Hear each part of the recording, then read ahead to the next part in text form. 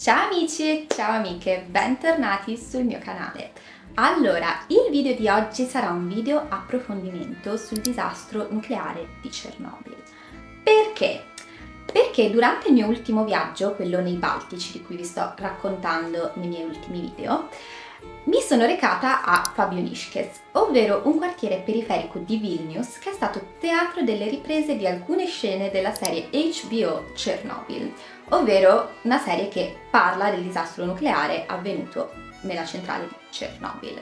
Quindi mi è venuta quest'idea di girare un video dove parliamo di questo disastro nucleare, dove approfondiamo diversi temi come è accaduto, com'è la città di Pripyat oggi, le vittime di questo enorme incidente e molti altri temi. Adesso mettetevi comodi e diamo inizio al video.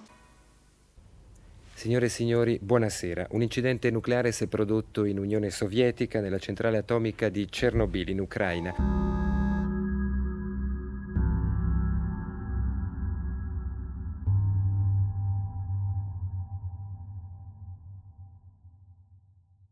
Il disastro nucleare di Chernobyl fu un incidente nucleare avvenuto nell'aprile del 1986 nella centrale nucleare Lenin di Chernobyl, in quella che allora era la Repubblica Socialista Sovietica di Ucraina, ovvero l'odierna Ucraina, più precisamente nel comune di Pripyat.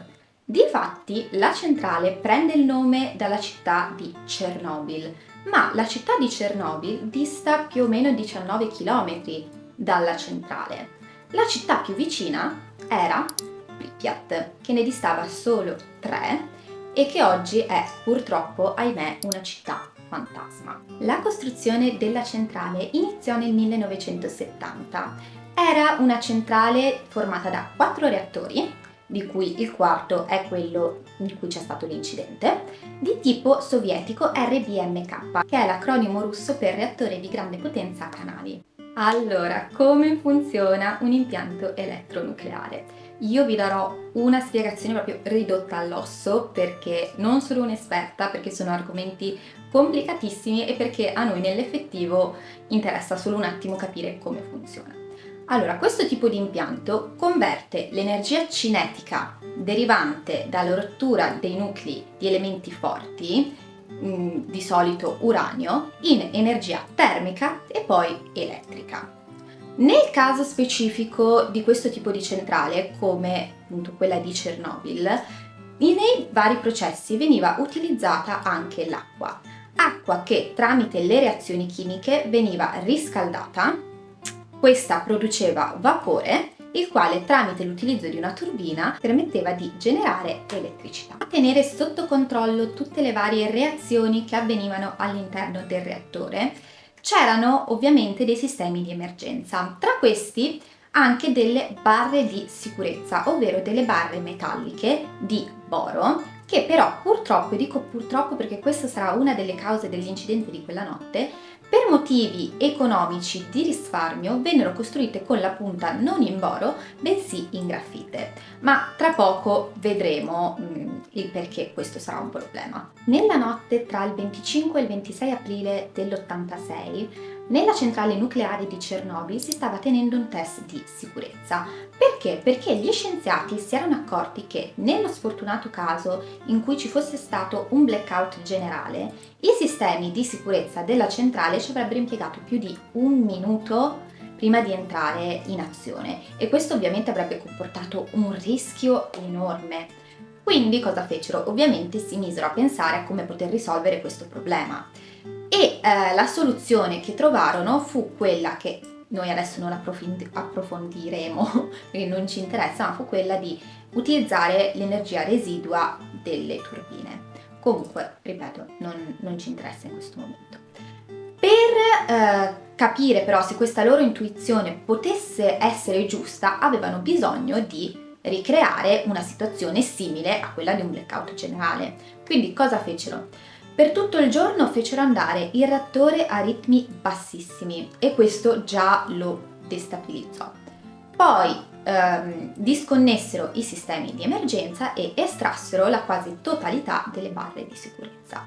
Poco tempo dopo l'inizio del test, però, non si sa bene per decisione di chi e non si sa bene neanche il motivo, probabilmente perché, come vi ho detto, il reattore era già instabile, si decise di interrompere il test, di interrompere tutto. Quindi vennero riaccesi i sistemi di emergenza, vennero reinserite le barre di sicurezza all'interno del reattore, vennero fatte scendere, le quali avevano il compito di tenere sotto controllo le reazioni, rallentare le reazioni all'interno del reattore. Ma quello che avvenne quella notte fu totalmente il contrario.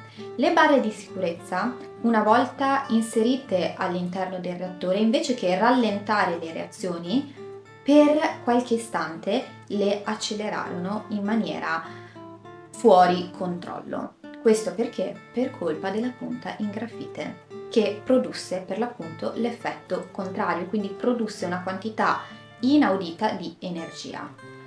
Questo portò l'acqua che era all'interno del reattore a bollire tanto e a produrre una quantità veramente fuori controllo di vapore che non riusciva ad essere espulso dal reattore. Quindi, accumulandosi sempre più vapore, questo all'1:23 di notte causò una prima enorme esplosione. Quali furono i danni?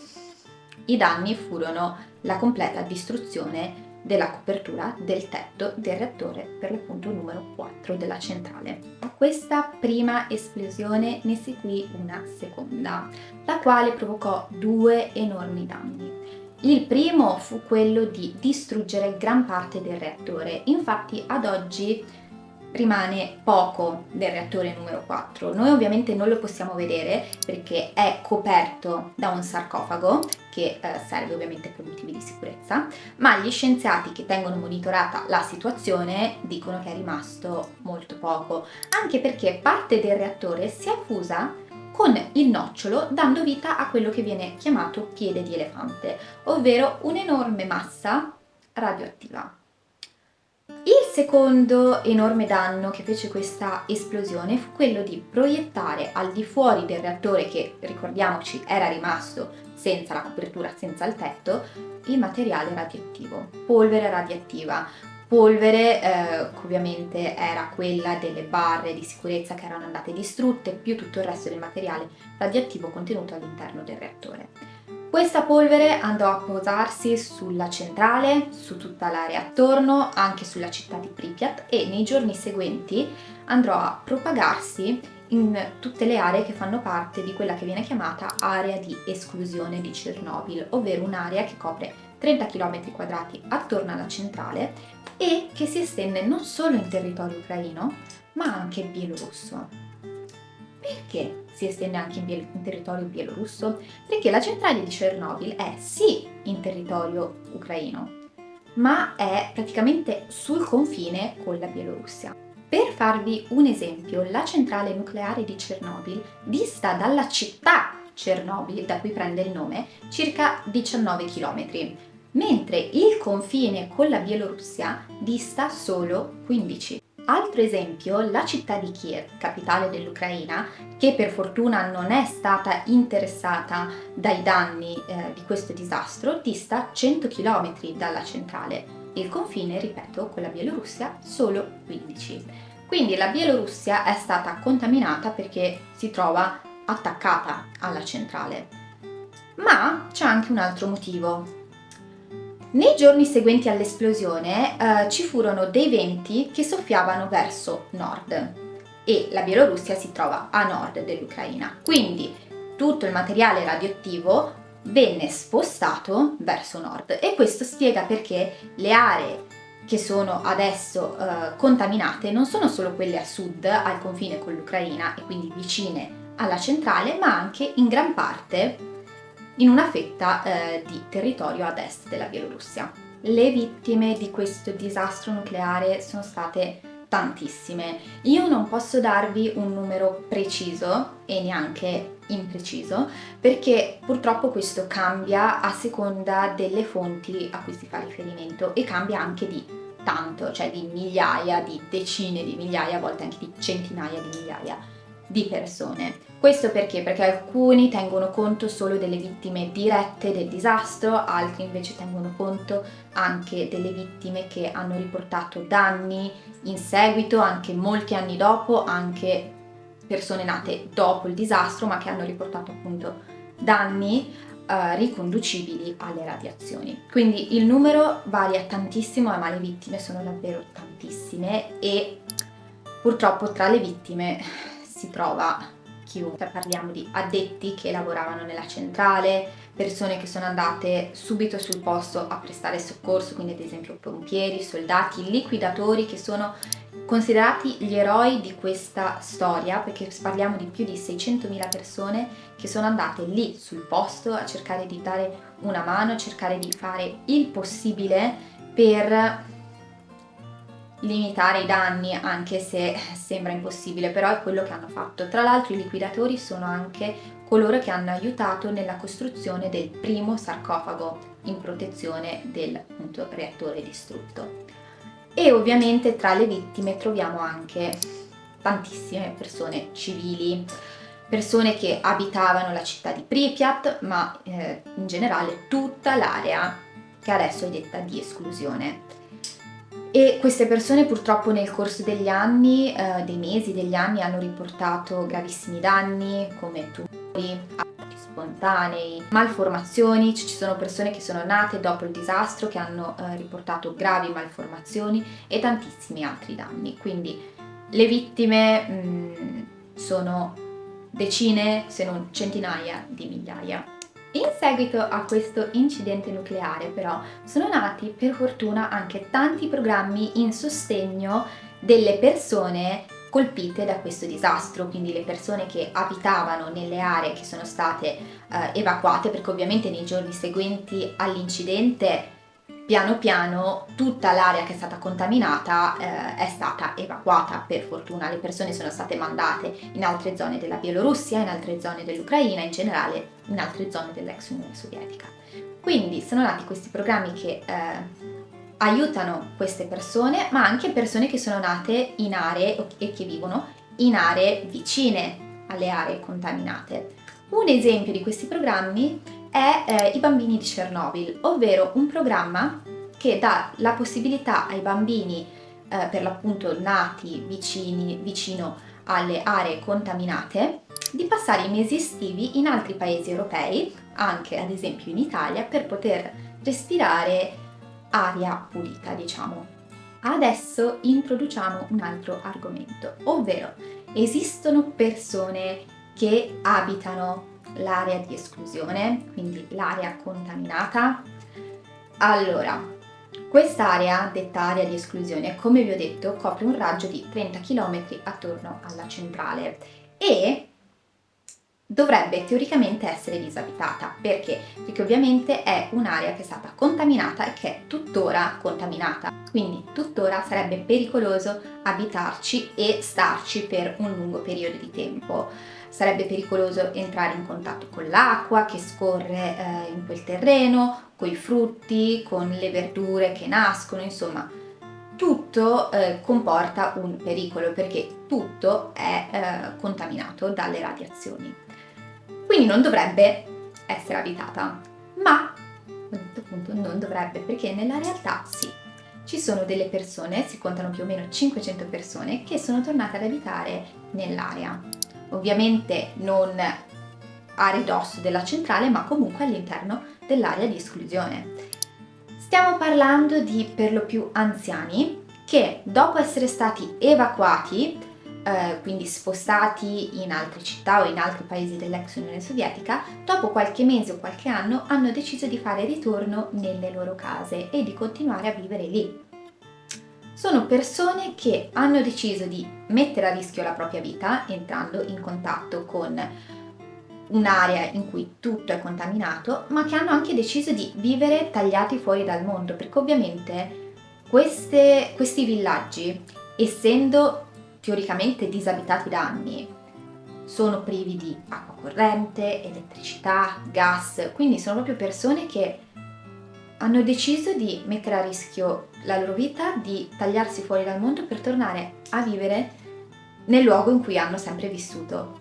E io sono sempre stata attratta da queste storie perché è interessante capire, scusate, secondo me, perché certe persone prendono questo tipo di decisioni e per questo io vi consiglio la visione di un video di uno dei miei youtubers preferiti, ovvero Dave Legenda.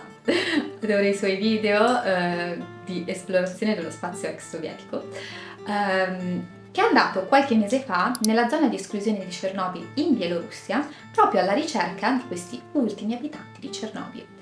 È riuscito a trovarli, è riuscito a parlare con loro e loro hanno risposto a tutte quelle domande che una persona può porsi sul perché loro abbiano deciso di tornare a vivere lì. Quindi io vi consiglio tantissimo di andare a visionare il suo video, vi lascerò qua da qualche parte, non lo so,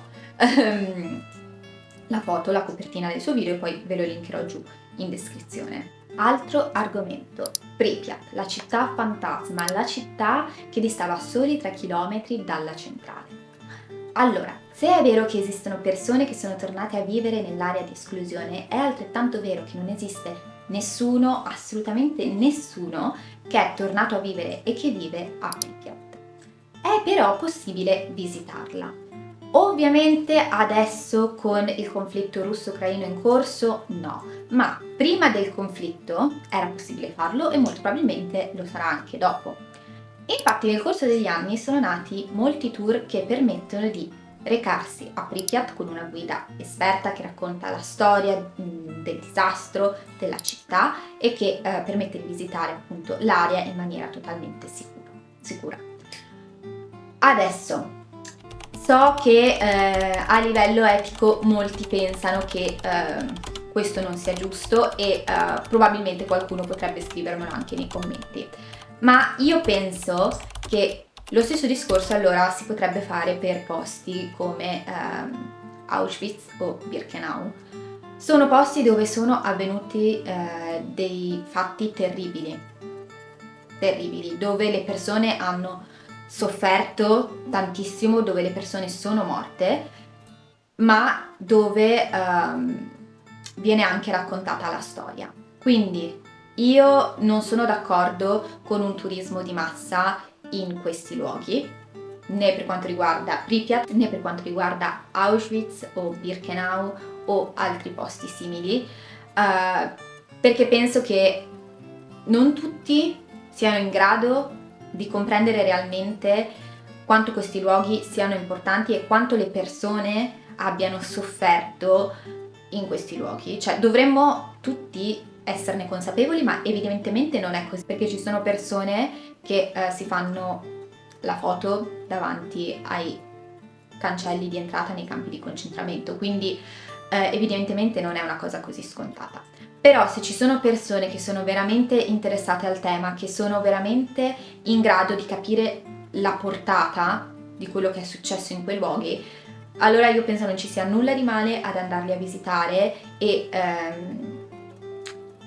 a vedere coi propri occhi cos'è rimasto, cosa c'è, cos'è successo, a sentire anche da persone del luogo che vi raccontano la storia di quel posto, appunto cos'è successo.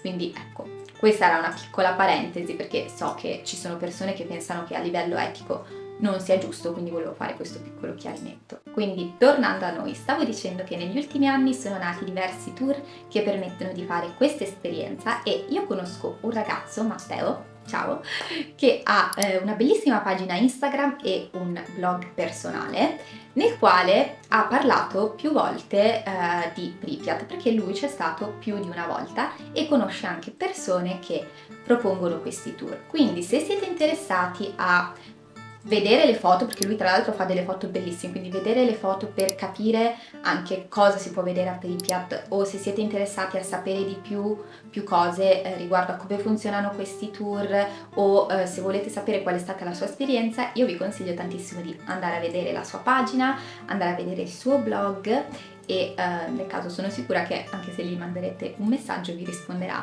in maniera che più che cordiale. Quindi vi lascerò qua alcune foto, la foto del blog, della pagina e ovviamente giù in descrizione tutti i link del caso. Penultimo argomento di questo video, stalker.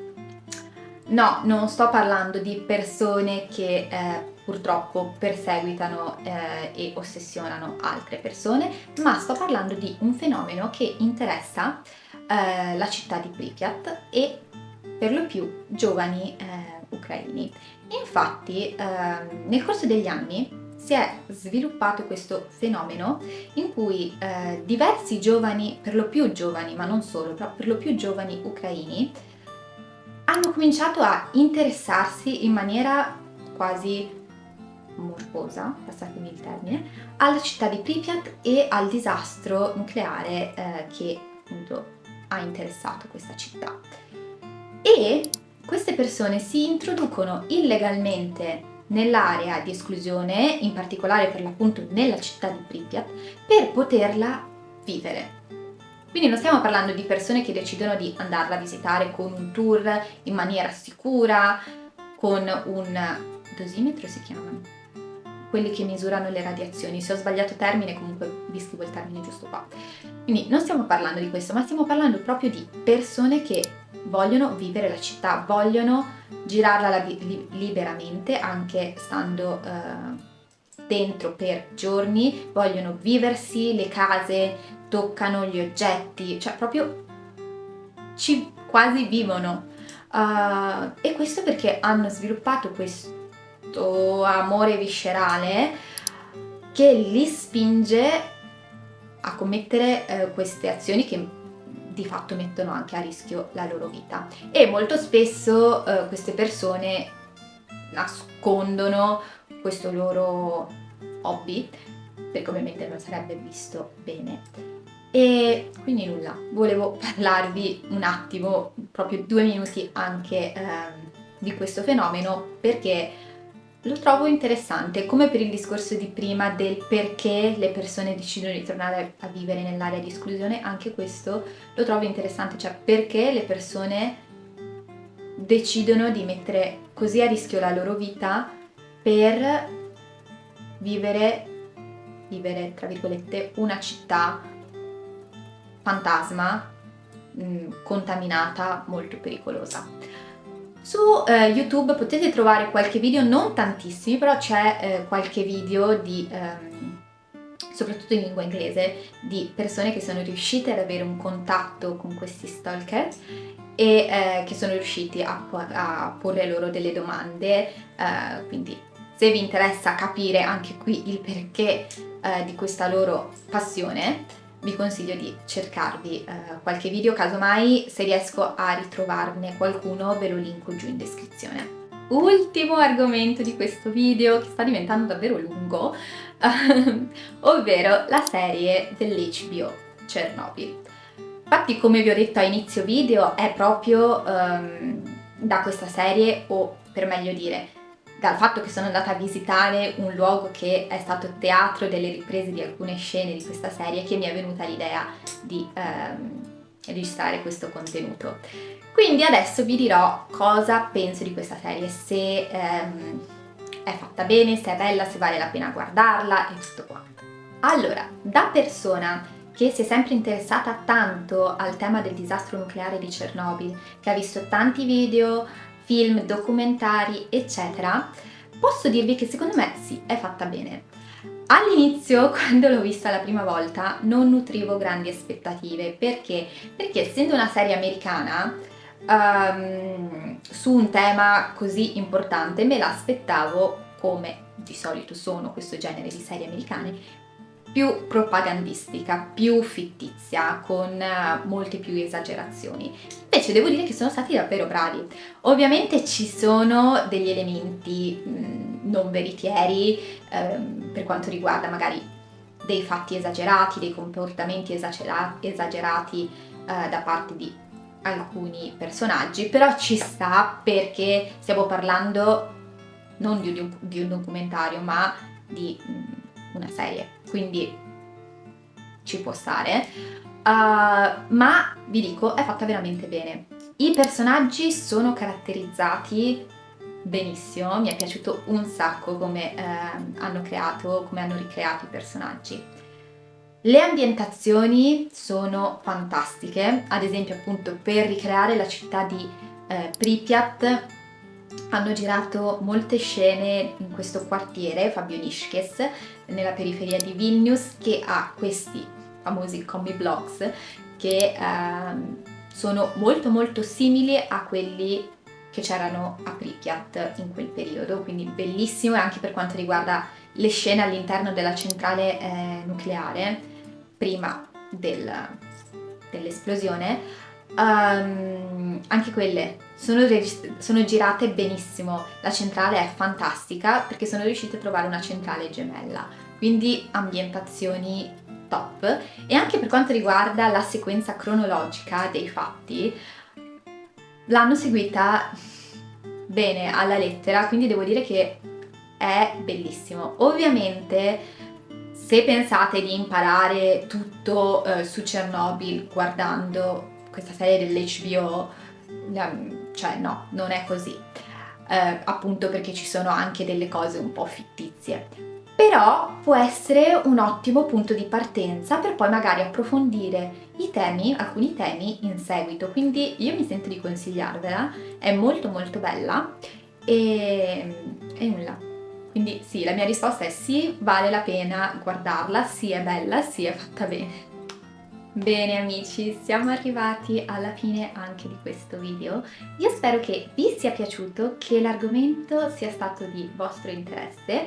Ovviamente se avete delle domande fatemele qua sotto nei commenti e risponderò a tutti. E se volete che approfondisca altri temi o temi anche che ho trattato in questo video ma che magari ho trattato un po' velocemente, fatemelo sapere che si può sempre fare una parte 2. Quindi nulla, io vi ringrazio davvero tantissimo per aver visto il video, vi chiedo se vi è piaciuto di lasciarmi un like e di iscrivervi al canale così da non perdere anche i prossimi. E nulla, vi ringrazio tanto, vi mando un bacio e ci vediamo al prossimo, ciao!